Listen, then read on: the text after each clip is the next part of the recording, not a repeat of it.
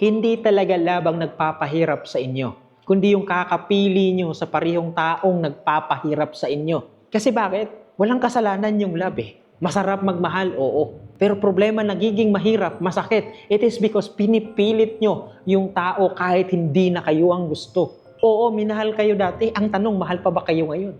Ngayon, iiyak-iyak kayo. Ngayon, sasabihin nyo, yes, masakit. Kasi minsan, yan ang kapalit.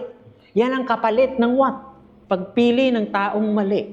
Pero sana tandaan ninyo, kapag nagmahal kayo, pwede kayong masaktan. Pwede talaga kayong umiyak. Pwede kayong magdusa. Pero pwede rin yung piliin na kapag nagdusa kayo, tapusin lahat. Kasi bakit?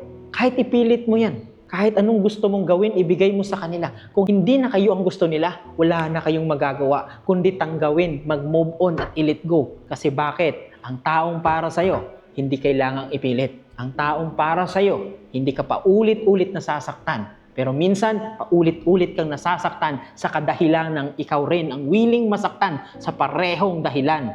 Ano yun? Mahal mo siya, pero pinagpalit ka na sa iba.